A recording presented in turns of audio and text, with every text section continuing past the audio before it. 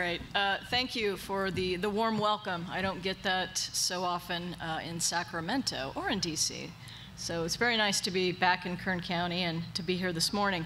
I want to start by acknowledging and complimenting the Kern County Planning Director on her very impressive presentation, not only a reminder of the past, but of course a look into not just currently what's going on, but a look into the future of all of the different industry-based opportunities here in Kern County. I also want to acknowledge EDC for their work, as Richard had went over a few slides with you on their recently completed report. I think the proper title of it is The Economic Contribution of Oil and Gas Industry in Kern County. So it's only about 12 pages. It's very user-friendly, so please jump on their website and take a look at that. I think it's a very useful document.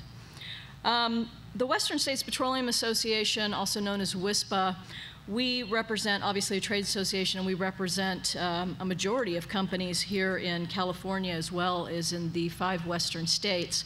Our companies explore for, develop, refine, market, and transport petroleum and natural gas throughout the state. So just a little bit about us. The two gentlemen that are with me today that Richard introduced, both Joe and John, they are, Jonathan, sorry, see? You can call me Susan, go ahead. Both of them are with companies that WSPA does represent, and the three of us actually over the last 9 months have spent a significant amount of time together working on the development of the proposed final Kern County EIR. So let's get to it. We're going to talk a little bit today. Actually, my job isn't very easy on a day-to-day basis, so today I'm hoping it'll be just a little bit easier because I'm going to try and do less talking, and I'm going to ask these two several questions and ask for their expertise and their opinion on some of these questions in regards to regulatory trends. And I'm also going to throw in a little bit of a spin here for them on also talking a little bit about what you hear quite often is the term industry's license to operate. And that's a concept or a notion that's based on the idea that companies not only need government permission, but they also need social permission to conduct their business. So I'm going to ask both of you to kind of keep that theme in your mind and see if you can incorporate that into some of your answers. So we'll get started. Joe, that's okay. I'm going to start with you. Sure. First question I'm going to ask is, what is your opinion of the current regulatory trends occurring here in California? And could you provide us with an example? Sure. Thank you, Suzanne. I guess I'll put on my Captain Obvious hat first and say we have a pretty active legislative and regulatory process in California right now. So it's something that's in our media, in our news every single day. And so it's certainly, I wouldn't say on the increase, but it's a pretty active environment. Obviously, there's lots of attention on oil and gas production. There's a litany of every year. There's a litany of bills that are brought forward in the Senate and the House for us to need to deal with, and that will continue, we anticipate. I will bring up a couple of examples over the last few years that we've seen. One of those being Senate Bill number 4, which is the hydraulic most people look at it as the hydraulic fracturing bill. Introduced by Senator Fran Pavley, our buddy from down south. And it basically is a landmark piece of legislation that requires us to be more transparent. I think that's an overall theme here is transparency in what we do and how we do our business. And so what SB 4 does is requires us to pull back the curtain on our hydraulic fracturing and well stimulation activities. Basically, the new regs came into effect. There was an interim period, of course, where we were kind of a bit of training wheel exercise. And since the new regs have taken place in July 2015, we're required to notify landowners of our activities within a certain radius of the wellbore, a certain distance of the wellbore. We're also required to provide Dogger with a list of the chemicals and additives that we're putting down the wellbore for use in the well stimulation process. as well as put those on the internet for everyone to see. A website called Frac Focus is what we're currently using. That may evolve over time. And then we're also required to do pre and post groundwater monitoring, both ahead of the well stimulation activities, immediately after the well stimulation activities, and then for an extended period of time out into the future to basically document what we, I think, all know. And you know, it's anecdotal that we have had no issues, but certainly our desire is to give the public what they want, which is more transparency, and provide the proof through actual testing and documentation of those results.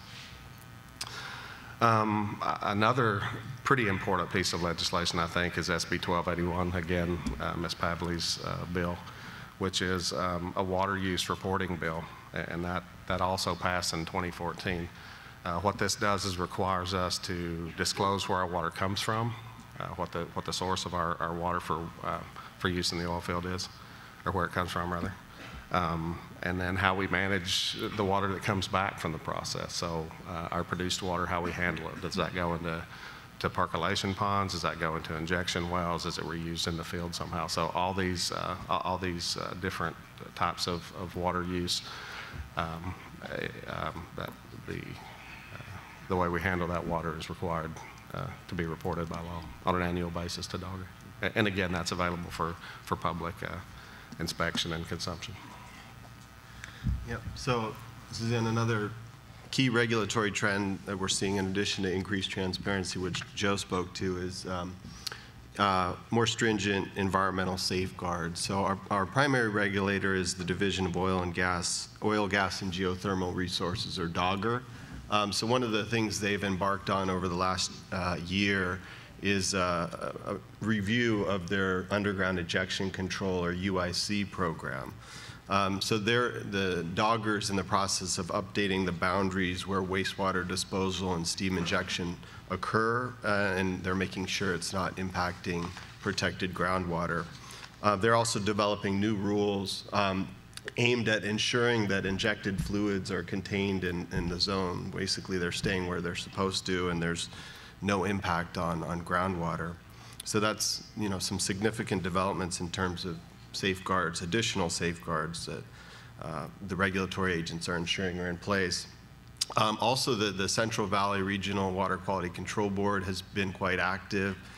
They've been looking at surface impoundments where we dispose of produced water. They've conducted an inventory of all the surface impoundments.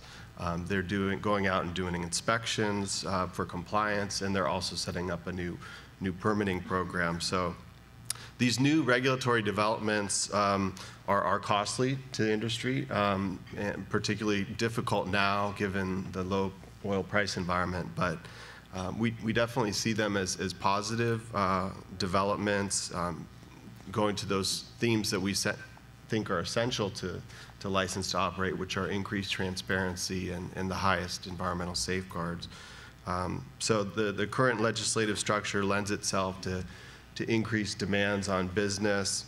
But really, at the end of the day, in working with Sacramento, we need to make sure that the regulations are based on good science. They make sense from a technical standpoint, and also they're practicable. Thank you both. Jonathan, let me ask you a question directly. What do you think the role is of the media as well as NGOs, non-governmental organizations? What do they have? What do their roles have or have had on regulatory trends, if any, in your opinion? Yeah. So first of all, Suzanne, I'd like to say, you know, media and non-governmental organizations, or NGOs, are important institutions in our democracy, and they can have both positive and negative effects. On the positive side, you know, I think they really help raise awareness, educate the public, and encourage debate, and those are all very positive things for a healthy democracy. On the negative side, there's a lot of misunderstanding of our industry out there. People really don't understand it. And as a result, the media and these NGOs often spread misinformation and create undue public alarm. So just give you a couple examples of some of the misinformation that's been out there. One is that hydraulic fracturing causes earthquakes. And it's true there are some cases from Ohio and Oklahoma where wastewater injection associated with hydraulic fracturing has been associated with increased seismic activity. But it's very important to note that there's no documented instances of hydraulic fracturing or wastewater injection causing earthquakes here in California. And that was validated earlier this year under Senate Bill 4, which Joe mentioned.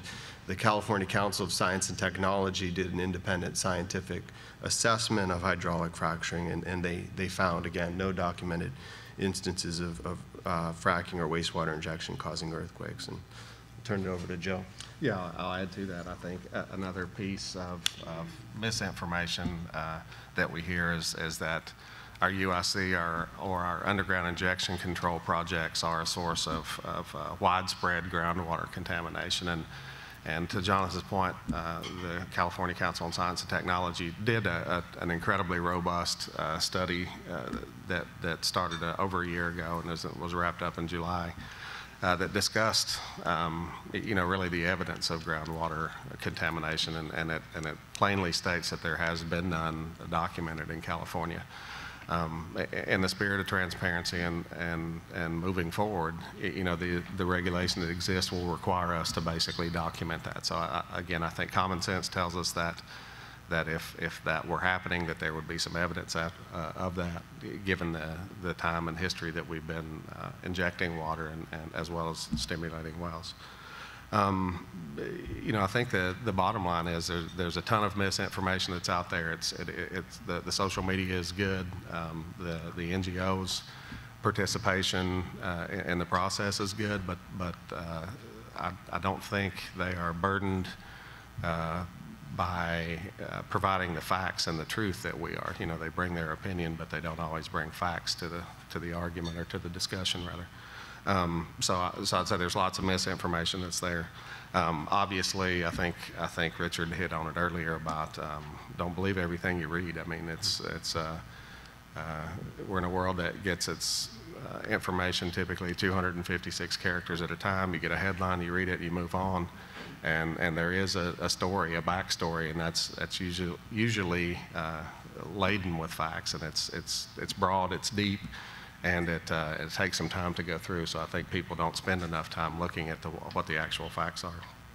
So I would close by saying I encourage people to do their own research and weigh their own facts or their own research and looking at the facts before they voice their opinion or make a decision in voting or supporting these legislative measures or new regulations. Yeah, and just one point to add is, since the audience here is Kern County residents, everyone probably knows someone who works for one of the oil companies. So I'd encourage you all to have dialogue with those folks and really, they can explain to you what really goes on and what the facts are and what some of the misinformation or misconceptions might be out there. Well, thank you both. Joe, you mentioned in your response that you said that the media's understanding and even some of the NGOs is moderate at best. So what is the industry doing to address or increase the interest, I guess is the way I would put it, for both entities, do you think? Sure. What can the industry do, or what is the industry doing? Sure. Well, I'll make a comment or two before I put back on my Captain Obvious hat, but we've done a poor job probably, and I'm sure I'll step on some toes by saying this, of defending ourselves and providing facts. We are a hardworking industry that typically puts its head down and works instead of engaging in a tit-for-tat response in the media. So I think we're still not doing that, but we certainly are being mindful of the situation that's there, and I think we're starting to put out more fact-based information and make sure that people have the public has the information before making a decision. The very obvious thing in my mind is what Lorelei just spoke about, and that is the three trade groups, which is Western States Petroleum Association, WSPA, California Independent Producers Association, which is a petroleum association, SIPA, and Independent Oil Producers Agency, which is IOPA, came together for this landmark project, this real game changer of a project in doing the Kern County EIR. I think that's one of the most important things that we're doing currently.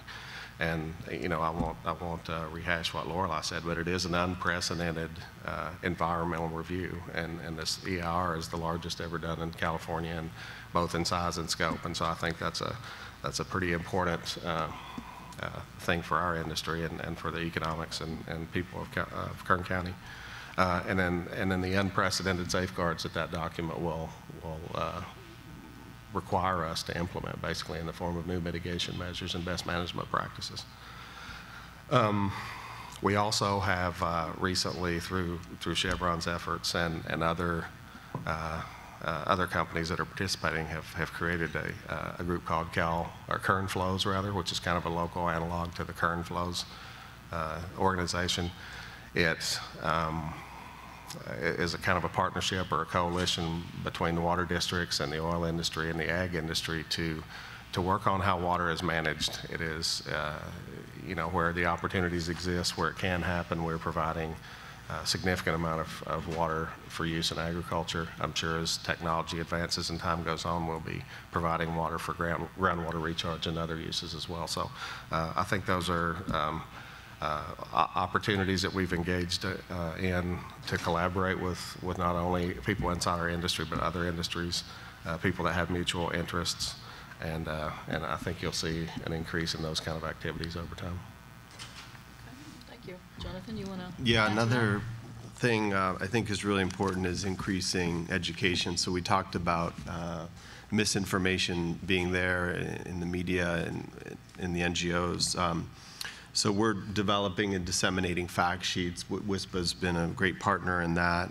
We're also doing a lot of proactively engaging the local and state officials. So I know Chevron, we've recently, last week, we received a group of over 20 staff members from the water boards, a lot of whom who are new hires and new to the oil field. So it's an opportunity for us to receive them and give them some oil field 101 training and go out into the field and see what it really looks like. So I think that's a really important thing. Also, Richard's work and Cheryl's work at Kern County EDC, educating people around the social and economic benefits of the industry, in addition to providing jobs. We support local service companies and fund social investment programs. So it's really educating the public about the whole value proposition of industry. Okay. Let me just ask you to expand, Jonathan, a little bit on that. What suggestions, or what do you think, what's your opinion on what can the local community do to either help or play a role in what happens on a regulatory level, maybe not just in the state, but here locally in the community in Kern County? Yeah, well, we've talked a lot about the county's oil and gas zoning ordinance amendment and the EIR process. So that's a great opportunity. As Lorelei mentioned, the dialogue continues. So I'd encourage the public to engage in the dialogue and participate in the public process. Kern Citizens for Energy is a public campaign that we've started. So, folks can join Kern Citizens for Energy. They blast out a lot of messages about how educational pieces as well as how you can get involved. And we've got, of course, on Monday, the Board of Supervisors hearing. So would appreciate a good turnout there to, again, participate in the process, continue the dialogue, and support industry going forward. And this, tremendous environmental review that the county's done and these safeguards that really raise the bar for industry here in Kern County. I would add that we have a fantastic group of elected officials over here that are very approachable. They are very open to public interaction with them. They're here for you to hear your opinions, to hear your facts that you might bring to the process. So I would certainly advise engaging with our local decision makers. We talked earlier about the amount of regulatory activity that is taking place, regulatory and legislative activity. I would encourage you to be informed, to do research on those, and be vocal. I mean, engage. It is meant to be a public process. So I would say be informed and engage. And last but not least, I think the legislators and regulators need to hear from us that we want them to do their jobs. And so there are a number of regulations that we feel are quite adequate, have been in place for decades. And some of this is not that we need new regulation, but we need regulation and rules to be followed, and for these agencies and legislators to do their job. So be vocal about it. Good suggestions. Thank you both. I don't know how we're doing on time, but I think I will maybe ask myself a question. I can't help myself. You know, That's actually, cheating. That's cheating, actually. I've been asked this a lot lately, especially lately. You know, and Director Oviatt talked a lot about this, but, you know, what does the future look like? And just taking taking some of the comments that the both of you made and writing a few down in your regulatory expertise and opinions, and I'll add a few of mine.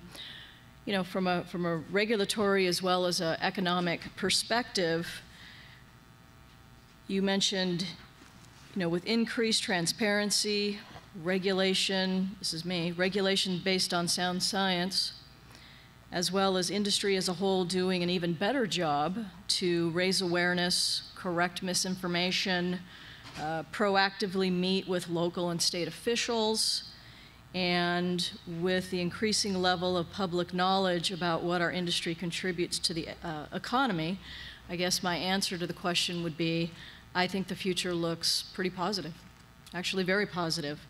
And I'm hoping that, you know, not just Kern County, but other counties throughout the state will, you know, become more knowledgeable and less informed. And we can do, of course, a better job throughout the state at helping that along. I would like to thank the EDC staff as well as all of you for listening to our little interview session and some of our opinions. And also want to thank both Jonathan and Joe for your time today and your thoughts and being with us. Is there any questions that anybody in the audience has, not for me, but for the two of them? Would welcome any advice, input, questions, compliments, constructive criticisms, whatever you may have. Yes, at front in the blue jacket. Thank you. I just wanted to say that I'm a school teacher. I'm a high school renewable energy school teacher, and when BP had their big oil spill in the Gulf, it was science fair time. And one of my students did a science fair project on oil. And I tried to do my best to be non-biased when I'm addressing my students, regardless of what I might personally think or have an opinion, not based on facts, like you said. I came to one of WISPA's Derek's to Desks 3-day seminar training that you did sponsor. And I had a lot of questions, as well as other educators, about BP and what the environmental effects were for the BP spill.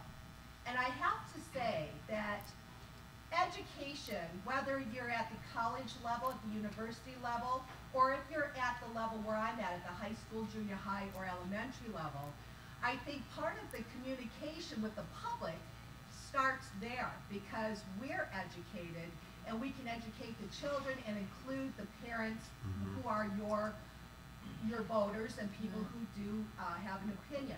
And it's really important, because of your program, for that 3 days, and we went out to Santa Barbara to one of the platform areas. I was more educated. It was very well put together, and I sincerely appreciate that as an educator. I'm here on behalf of S-Power because we've been supported at our school financially through a grant from them also. And once again, I think education is a key vessel for getting the public to be aware of facts, because a lot of us do see opinion, like you said.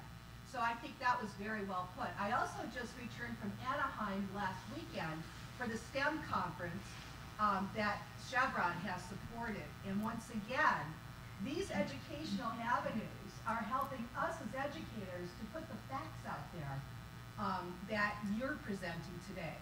So I'm humbled to be here today, but I'm very grateful, and I really appreciate everything that you've said today. Thank you. Wow. Thank you. Thank you very much for your comments. I'll just add, what was being referred to is WISPA has a teacher, well, we focus on teachers, but others do attend. Once a year, we hold a 4 or 5 day teacher seminar on called Derricks to Desk. I call it D2D.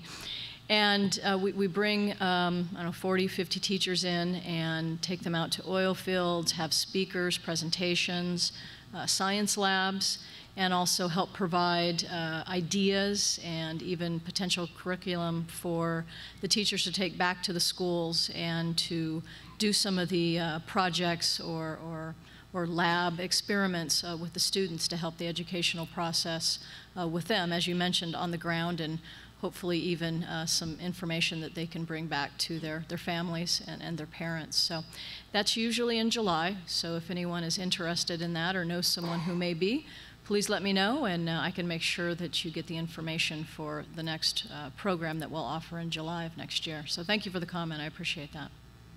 Any other questions for Joe and Jonathan? So I have a question. Yes, please. My name is Jack. I'm a solar developer. And one of the things that we face frequently when we're developing a project, because a solar project can cover several square miles, is dealing with severed mineral rights. And in many cases, and the way that we deal with them is we try to get surface with them. But in many cases, they're severed. They've gone from generation to generation, and you may have 64 heirs that all have a little bit of a mineral right, or both of them that have it. And they're not vested. They're not properly vested. Would the petroleum industry be open to some type of reform that would allow either those mineral rights to be retired or to be treated differently, say in the CUP process?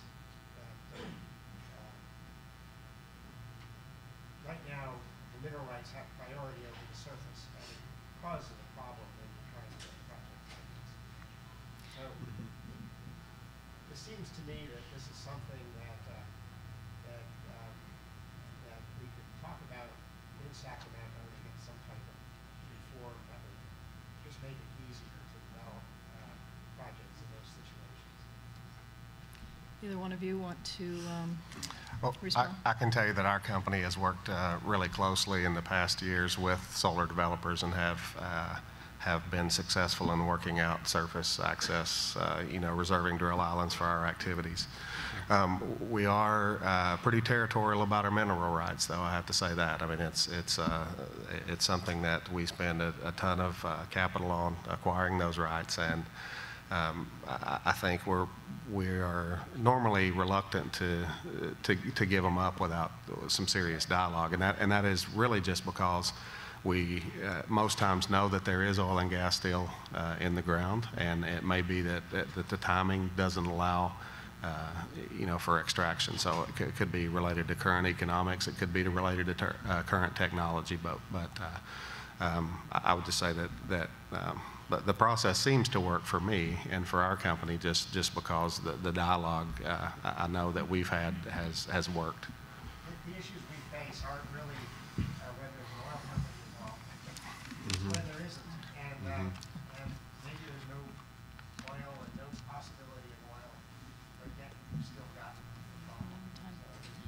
Well, thank you for your question. I'm glad to hear, especially since it's, you think it would be better if oil is involved as opposed to not being involved. So thank you for that. I don't want to cut everybody off, but we are getting the flashing sign that we're, I think, almost 5 minutes over time. So again, if any of you have any additional questions or comments for any of the three of us, we will be here through the rest of the event and we'd be happy to talk with you. So thank you again for your time today.